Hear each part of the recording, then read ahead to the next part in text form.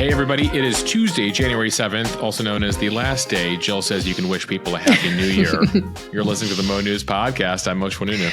And I'm Jill Wagner. This is the place where we bring you just the facts. And we read all the news and read between the lines so you don't have to. Let's just do it one more time. 3, 2, 1. Happy New Year, everybody.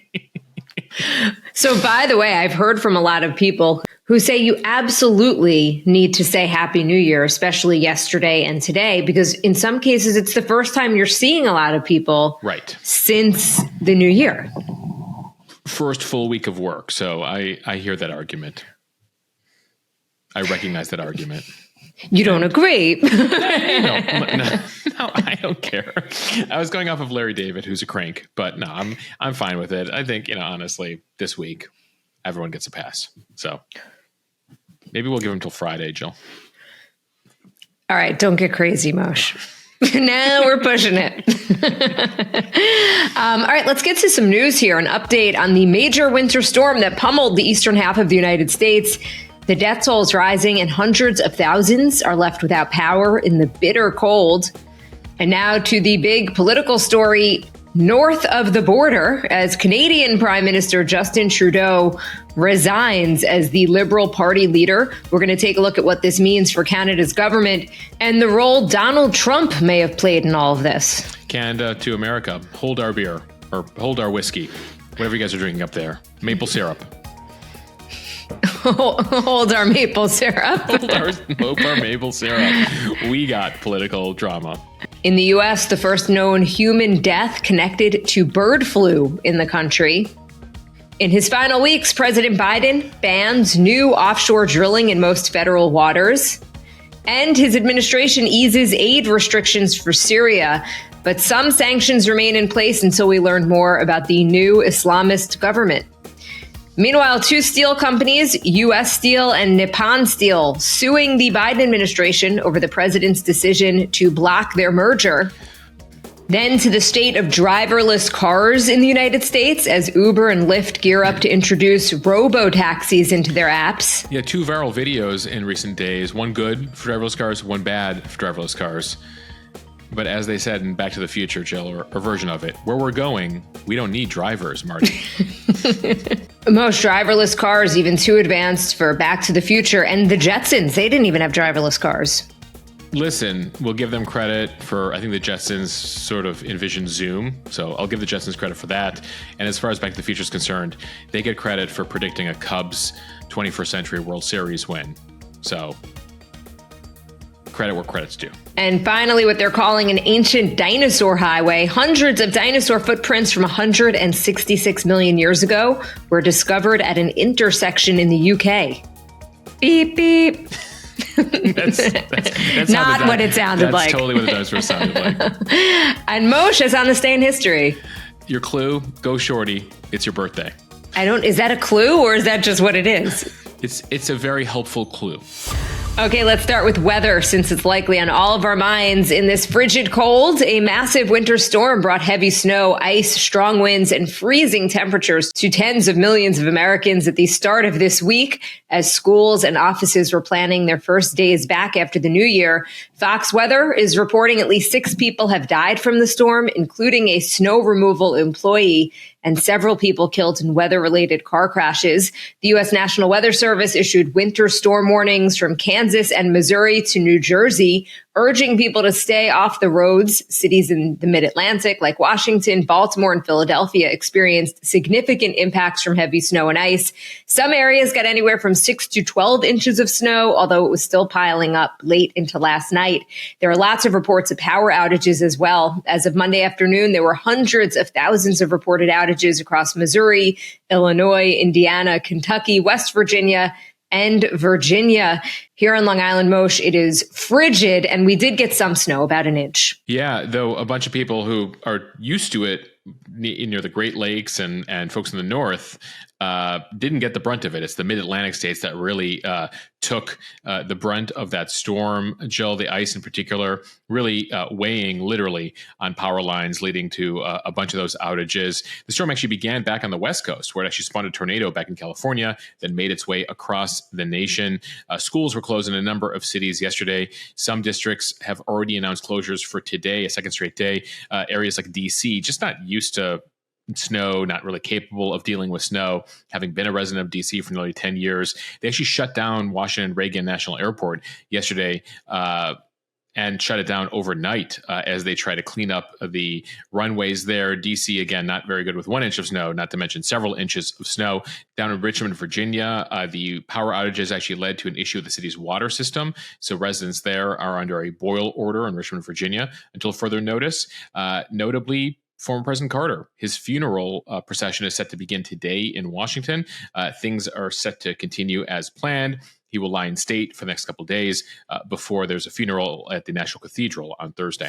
Okay, now to a big political story. And for once, it's actually not D.C. leading the headlines for political dysfunction. It's Canada. On Monday, longtime Canadian as they would say. I wasn't expecting that, Moshe. Very funny. On Monday, longtime Canadian Prime Minister Justin Trudeau announced his resignation as leader of the Liberal Party. He leaves after nearly 10 years at the helm of both the party and the country. He said he's going to remain in power as Prime Minister until a successor is chosen by the party.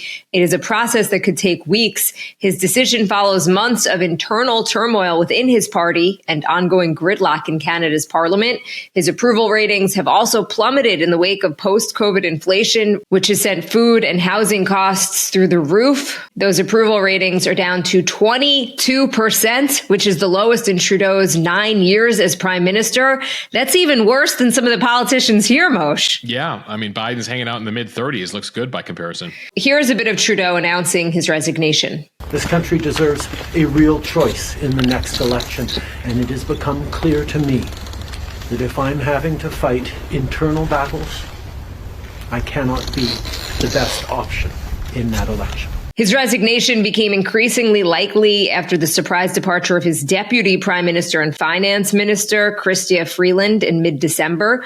She had criticized Trudeau's, quote, political gimmicks, likely referring to his proposal of a 2-month sales tax break over the holiday and 250 Canadian dollar rebates for most workers. These policies were seen to some as pre-election handouts to win back voters. Freeland's resignation led many in his party to call for Trudeau to step aside and let someone else lead the Liberal Party in the upcoming elections.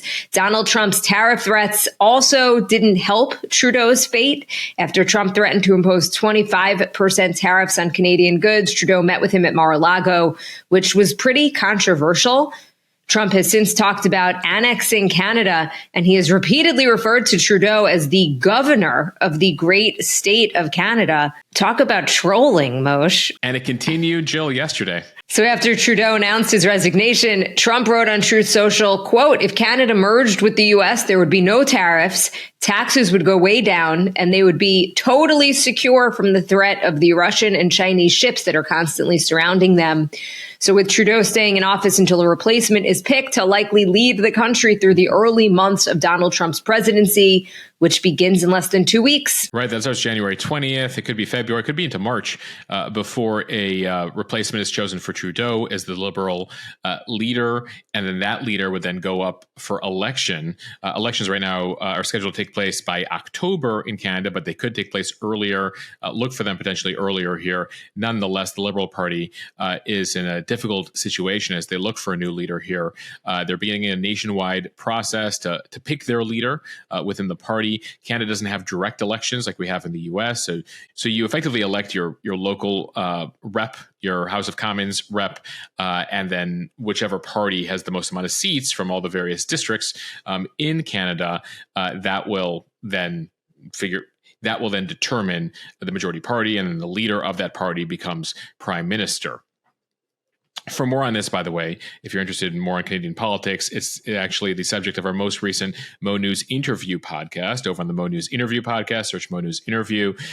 We dive deep with two Canadian political pundits, experts from both sides, who explain what has exactly been going on there and how Canadian politics works versus the U.S. and the impact the U.S. has. What you have for Trudeau, for those of you who've been watching the U.S. situation, sort of a Biden situation, became extremely unpopular, including in his own party. Now, what he has done that Biden didn't do is step down with time to select a new leader in time to go for election. Of course, Biden waited to the last possible second, and it's a source of frustration within the Democratic Party through this day. So Trudeau here basically forced out by his own party, deeply unpopular nationally. Trudeau, we should say, has a long lineage. His father was also prime minister. Pierre Trudeau was popular for a long time. In fact, Justin Trudeau wanted to run for re-election so he could, potentially compete with a number of years. His father was prime minister. Now, his father, by the way, Pierre, ended up having to resign in 1984 as he became deeply unpopular. Sort of the son here meeting the fate, sort of the father. Now, it's not after. But notwithstanding, Trudeau was able to take a Liberal Party that was down in the dumps and then help them lead three successive elections, win three successive elections since 2015. But recently, he's become a very isolated, deeply polarizing figure. And the issues there somewhat similar to what we're facing in the U.S., inflation, housing costs, strains of high immigration. And in the case of Trudeau's party, not really adapting after the COVID restrictions. So in many cases, the people in Canada that I've spoken to, and we talk about it in the Mo News interview podcast, feeling that Trudeau is completely out of touch with the needs of the average Canadian. And so you can listen to all of that, again, a deep dive on all of this over in the Mo News interview pod. So when President Trump was elected for the first time, Trudeau was seen as his stark contrast. For example, he welcomed refugees to Canada after Trump announced a Muslim ban in 2017. But it was around this time that he started to get some bad press, including being accused of groping a reporter in 2000, which he denied.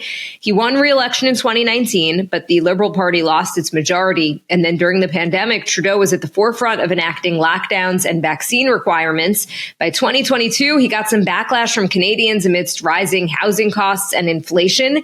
And by 2024, his hold on power had slipped amid political gridlock in Parliament. He also tightened Canada's immigration laws as there were strains on healthcare and other services, which was seen as an admission that his open border policy had not worked, which leads us to this year when his party seemed to turn on him, which again led him to eventually step down. So you see some parallels there, some differences with what we're seeing here in the U.S., but it's not just Trudeau. We've talked about this globally, this reversal. Basically, voters, no matter who's been in charge these past couple of years, as we've seen global inflation, they want the incumbents out. I was struck, Jill, I was thinking about the photo from the G7 in Italy over the summer, just about 6 months ago.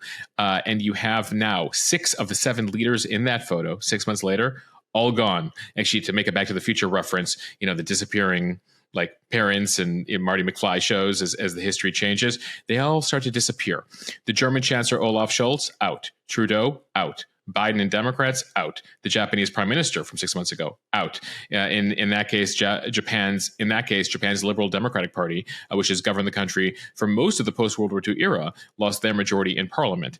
Also in that photo, Rishi Sunak, the last of a number of conservative leaders in the UK after 14 years. They're out. The Labour Party winning a huge majority there in recent months. Of course, in France, Macron's still the president, but his party losing a snap election. He and his party having major issues in France. Basically, out of the G7, one is doing okay. That's Meloni of Italy. And as I mentioned, you've got the Conservatives in the UK, the Liberals in Canada. So it really runs the spectrum here politically. It's not just that, anyone on the left has been kicked out. It's basically anyone who's in charge these last couple of years being kicked out as people struggle with cost of living, inflation, and in some cases in Europe and Canada, way worse than what we're dealing with here in the U.S. So France and Germany are going to have elections coming up. Canada's going to have an election coming up. It's going to be very interesting, the trend lines and the global shift we've seen in these last couple of years. Time for the speed read from ABC News. The first person to have a severe case of H5N1 bird flu in the U.S. has died, according to the Louisiana Department of Health. It is also the first human fatality from bird flu in the country. The patient was over 65 years old and had severe underlying medical conditions.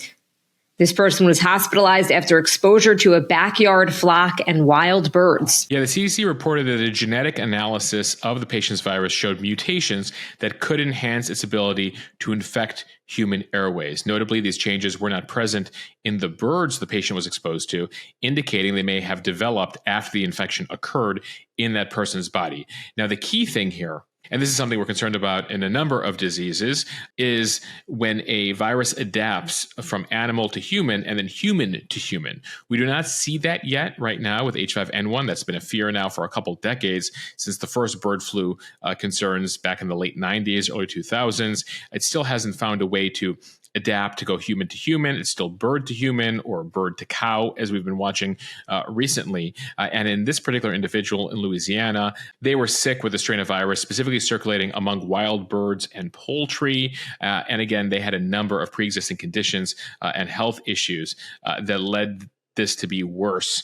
But one impact we're all seeing, in addition to watching H5N1 right now, is that egg prices are up, particularly because the bird flu is going around. So they're having to kill off lots of chickens right now. When they have to get rid of those, makes for less eggs, same demand for eggs. Prices go up.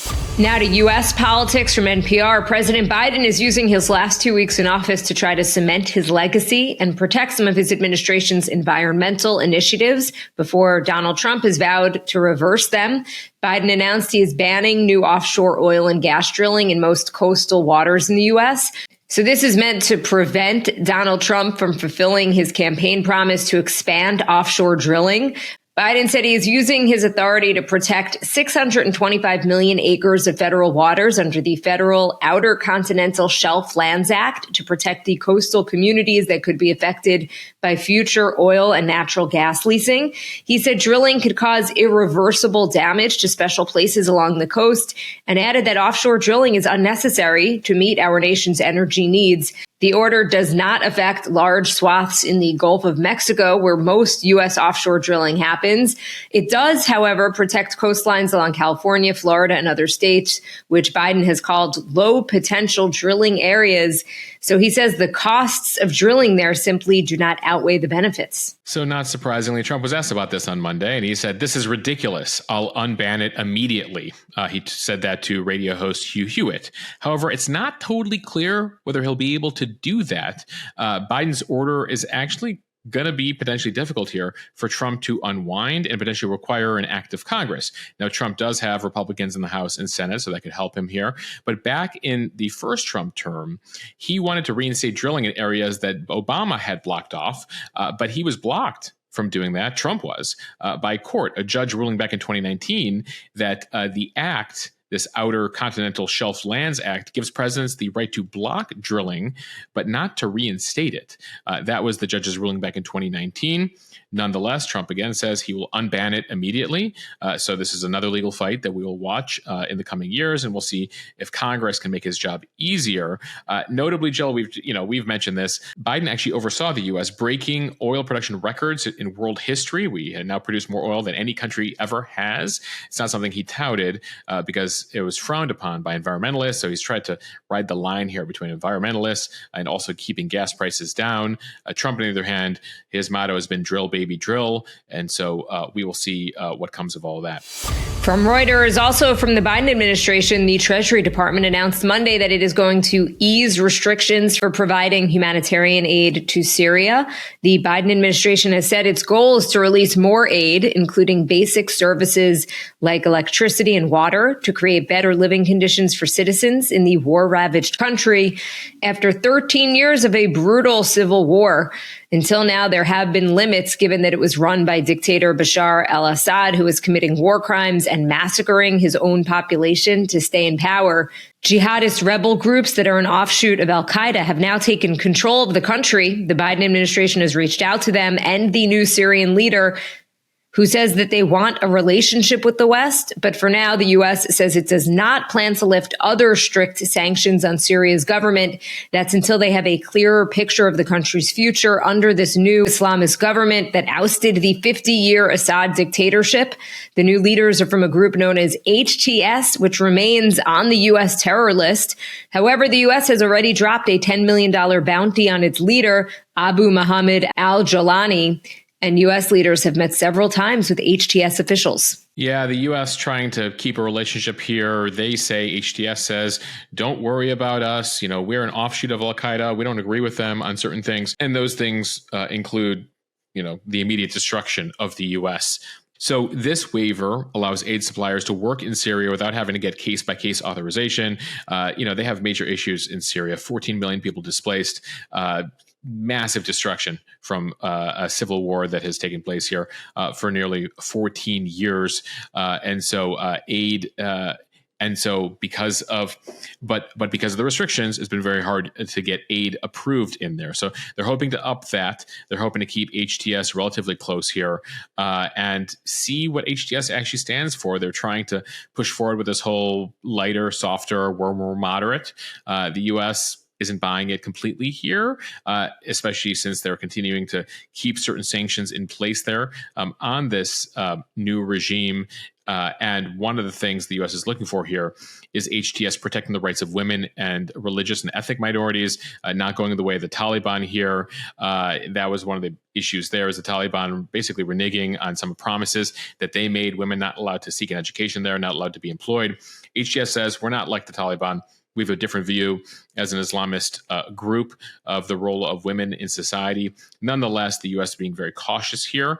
It comes as the new government in Syria has announced changes to the school curriculum, bringing a more Islamist slant to teaching, talking about the only path to goodness being the Islamic path, describing Jews and Christians as those who have gone astray, and some of the more ultra-conservative interpretations of passages of the Quran here. So we're going to continue to closely monitor developments in Syria. From ABC News, two companies, U.S. Steel and Japan-based Nippon Steel, announced yesterday that they have sued the Biden administration after he blocked a merger between them last week. Nippon proposed acquiring U.S. Steel, the second largest domestic steel producer, for nearly $15 billion. The administration said the acquisition would threaten U.S. national security because of the loss of a key domestic steel producer. Biden said without U.S.-based steel production and domestic steel workers, the nation would be less strong and secure. But in their lawsuit, the two companies argue that election season politics undermined a proper government review of the merger. They say the Biden administration rejected the acquisition as a favor to the United Steelworkers Labor Union and that he is using the idea of national security as a cover. Yeah, Biden has said that he wanted to be the most pro-union president in American history. And that's part of the accusation here from the steel companies, saying that you did this as a favor to the unions. This is not actually, your national security argument isn't legit here. In particular, this has been used in the past against Chinese companies. The fact that it's being used against a Japanese company is drawing some questions. Nonetheless, we do have laws here in the U.S. about where steel is made for certain projects, that to approve certain infrastructure projects, government projects, we have laws on the books saying that the steel has to be made here in the U.S. Now, if U.S. Steel was to come under Japanese ownership, they could determine they could shut down plants here, and it would make it difficult to fulfill those certain rules and regulations if we had to build stuff very quickly here in the U.S. One of the arguments from Biden is that we would depend on a foreign company. So that was part of the concern here.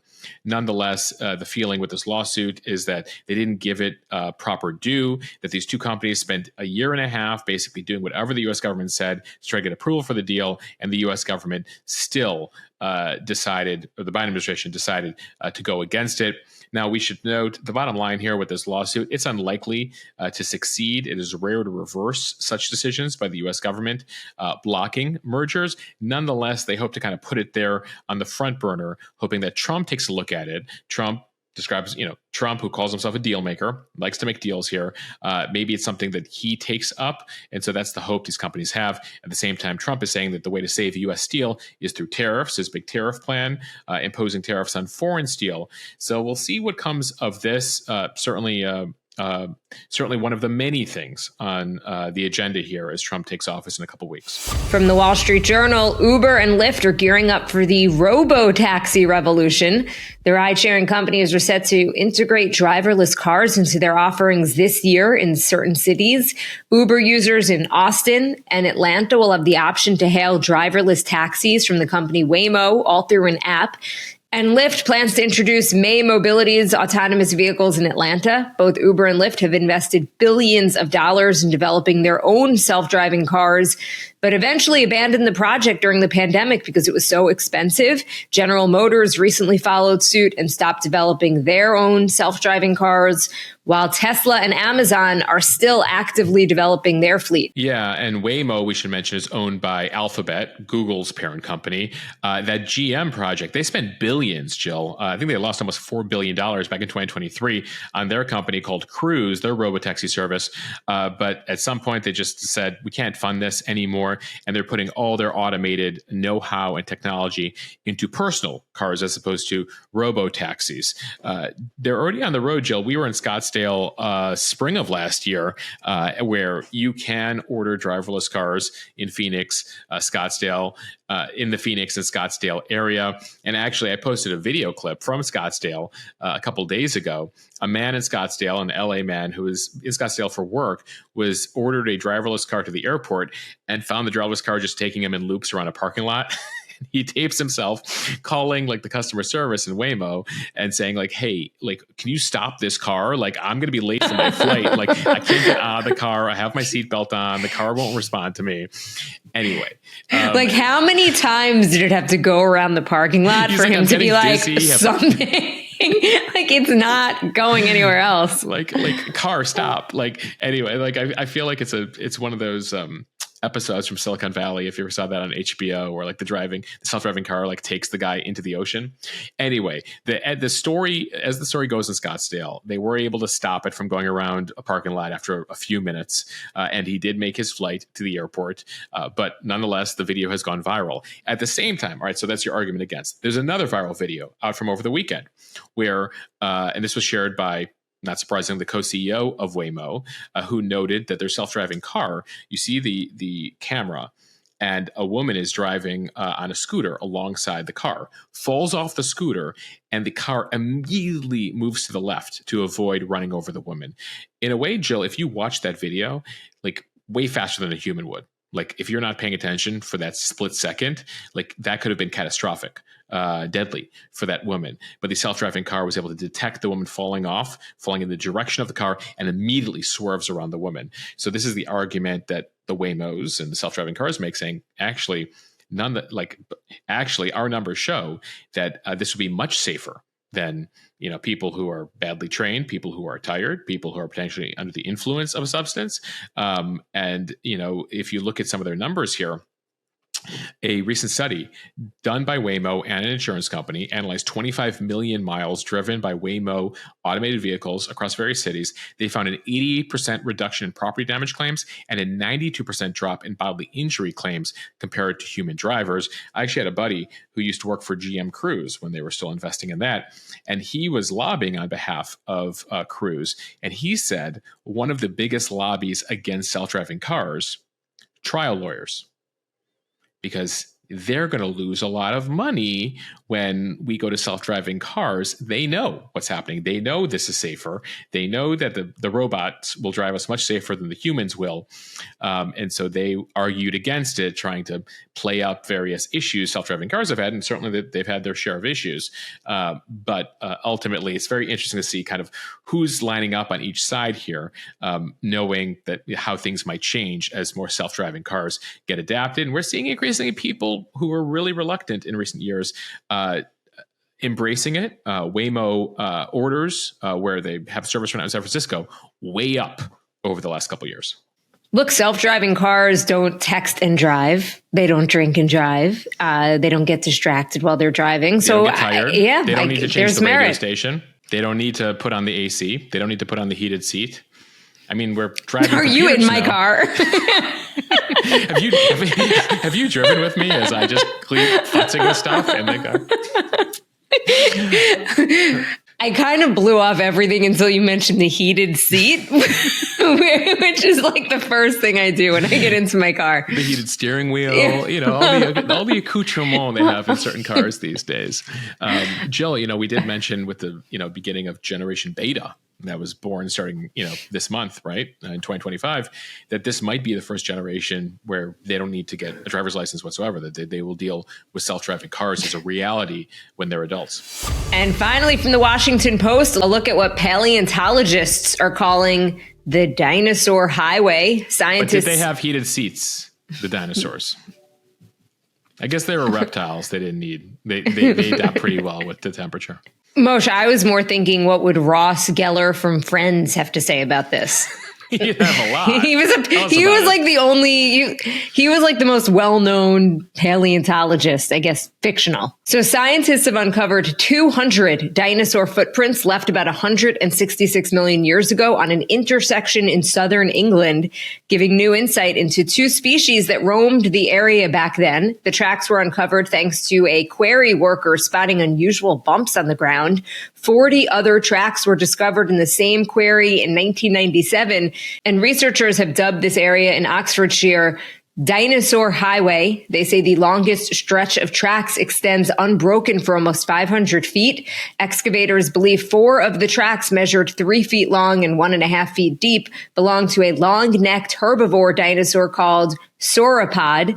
Other tracks likely came from a massive 30-foot-tall megalosaurus that weighs as much as a typical SUV. They've learned so much, Jill. You know, I remember growing up and we knew, like, you know, Brontosaurus, T-Rex, and then like the Velociraptor. We learned about that in Jurassic Park. Now there's like hundreds of dinosaurs the kids are learning about today, as we've learned more and more about all these various subspecies.